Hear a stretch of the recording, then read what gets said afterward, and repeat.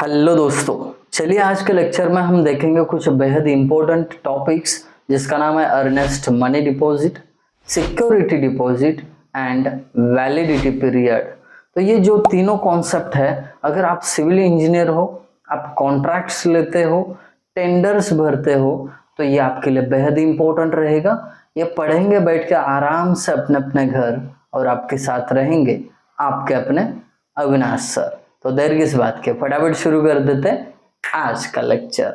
तो दोस्तों सबसे पहले तो हम स्टार्ट करेंगे अर्नेस्ट मनी डिपॉजिट से। अब कॉन्ट्रैक्टर की भाषा में अगर कहा जाए तो जनरली इसको ईएमडी करके बोला जाता है।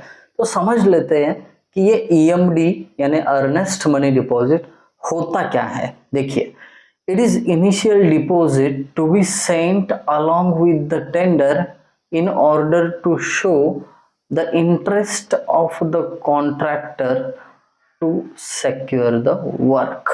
तो ये डेफिनेशन है, इसको तोड़ के समझते हैं अभी। देखिए, पहले तो हम कहते हैं कि it is the initial deposit to be sent. तो कुछ शुरुआती दौर का एक अमाउंट है जो भरना पड़ता है किसके साथ, अलोंग विद द टेंडर। जब आप किसी टेंडर को भर रहे हो, किसी काम को करना चाह रहे हो तो टेंडर भरते हो, तो उसके साथ कुछ अमाउंट होती है, वो आपको टेंडर के साथ भरनी है। क्यों? क्योंकि वो कंपनी चाहती है कि आपका इंटरेस्ट कितना है उस काम में। अगर इंटरेस्ट रहेगा तो आप मनी डिपॉजिट करके आप उस काम को बिड करोगे मतलब वहां पे आप भी कॉम्पीट करोगे। अदरवाइज कई लोग होते हैं, अगर ये मुफ्त में होता टेंडर भरना तो सब कॉन्ट्रैक्टर्स भर देते हैं, क्योंकि बोलते नहीं है कि चलिए भर के तो देखते हैं, मिला तो मिला ठीक है, नहीं मिला तो भी ठीक है। तो ये चीजें हो जाती है, इनको क्या करना है, अवॉइड करना है। इसके लिए अर्नेस्ट मनी डिपॉजिट होता है। एक्चुअली वो कंपनी या ओनर चेक करना चाहते हैं कि सच में इंटरेस्टेड कॉन्ट्रैक्टर है वही उस टेंडर को भरे। दूसरी चीज, ईएमडी की अमाउंट कितनी होती है। तो देखिए, ये 1 to 2% रहती है ऑफ टेंडर अमाउंट। तो जितना भी आपका एस्टिमेटेड टेंडर का अमाउंट रहेगा उसके 1 to 2% रहता है। EMD accepted in the form of government treasury चलन, चेक और बैंक ड्राफ्ट। ये तीन चीजों में आपकी जो ईएमडी है स्वीकार की जाती है। ठीक है। The amount remains in the safe custody of the department.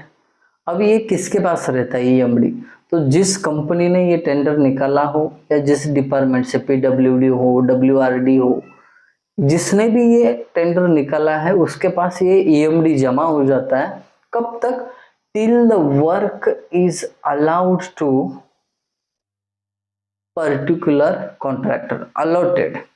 जब तक ये काम किसी एक कॉन्ट्रैक्टर को दिया नहीं जाता तब तक जितने टेंडर भरे हैं, जितने लोगों ने टेंडर भरे, उन सब की ईएमडी उस डिपार्टमेंट के पास जमा रहती है। वो भी सेफ कस्टडी बोला इधर, तो डरने की कोई बात नहीं है। ठीक है, ये कब तक रहेगी इसके बारे में भी हम जानकारी लेते हैं। If contractor get the contract EMD which is already with the department it's adjusted in the security deposit. समझो, 10 लोगों ने कॉन्ट्रैक्ट लेने का प्रयास किया था, मतलब टेंडर भरे थे, तो 10 में से एक को, मानो कि एक कॉन्ट्रैक्टर को टेंडर मिल गया, तो उसने जो भरा हुआ ईएमडी है वो कन्वर्ट हो जाता है सिक्योरिटी डिपॉजिट में। अब ये सिक्योरिटी डिपॉजिट क्या है आगे पता चलने वाला है। ये कहा मैंने यहाँ पे कि जिसको भी काम मिलेगा उसने भरा हुआ ईएमडी सिक्योरिटी डिपॉजिट में जमा हो जाता है। बट बाकी 9 बचे लोगों का क्या होगा, देखिए। ईएमडी ऑफ अनसक्सेसफुल कॉन्ट्रैक्टर्स, मतलब जिनको ये 9 लोगों को काम नहीं मिला है उनका रिफंडेड विद इन वीक। ये देखिए यहाँ पे छुपा हुआ है, within a week from the tender receipt date. जिस कॉन्ट्रैक्टर को मिला है उस कॉन्ट्रैक्टर के मिले हुए डेट पे, मतलब समझो कि 10 तारीख को कॉन्ट्रैक्टर को वो कॉन्ट्रैक्ट मिला, तो वो 10 तारीख के बाद एक हफ्ते में बचे हुए जितने भी कॉन्ट्रैक्टर है उनको क्या मिल जाता है वापस, ईएमडी। बट इसमें दो नहीं तीन, एक्सेप्ट लोवेस्ट 3। अब ये लोवेस्ट 3 जो है इनका पहले वीक में नहीं मिलता है, बट सेकेंड लास्ट और थर्ड लास्ट इनका 15 दिन के बाद मिलता है।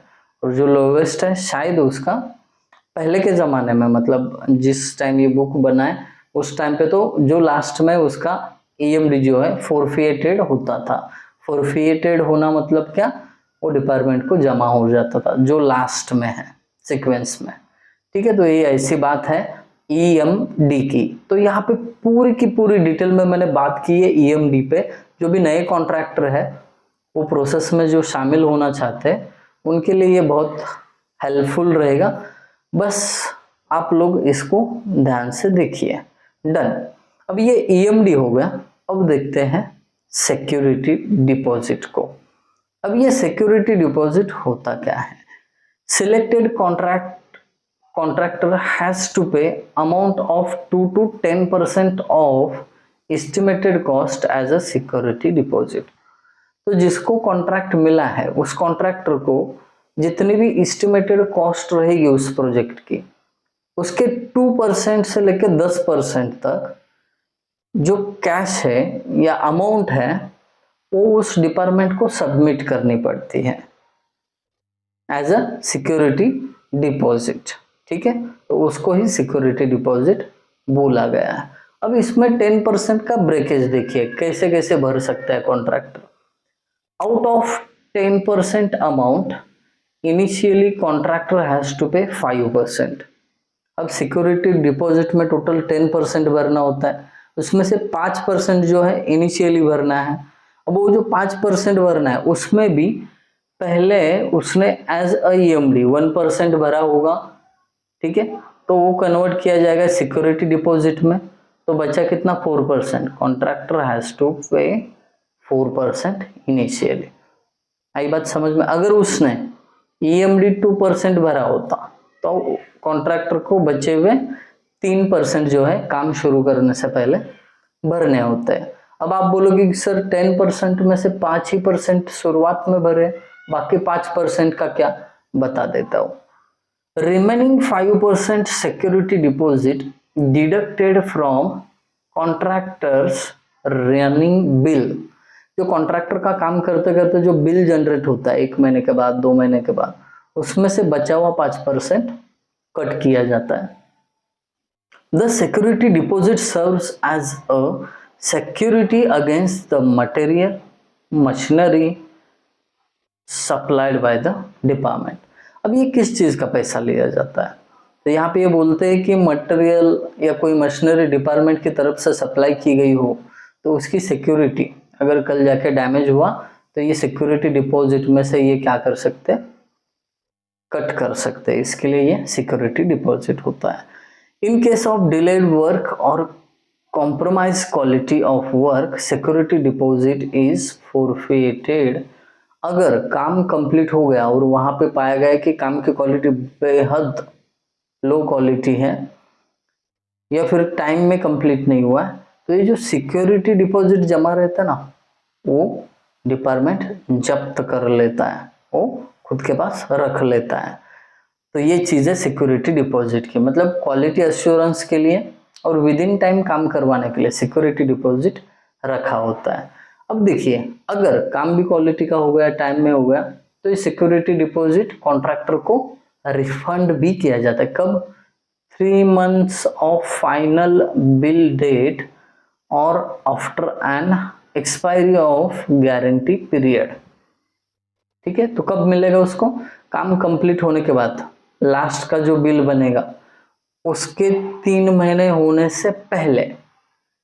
ठीक है, लास्ट बिल जब भी मिलेगा उसके बाद 3 महीने के अंदर अंदर सिक्योरिटी डिपॉजिट कॉन्ट्रैक्टर को वापस मिलेगा। So this is the security deposit, जिसके बारे में इन डिटेल बात की है हमने। कुछ डाउट्स रहेंगे तो प्लीज आप लोग कमेंट में पूछ सकते हो, बहुत बेहद इंपॉर्टेंट जानकारी है, तो आप बने रहेंगे इसकी गारंटी है मुझे।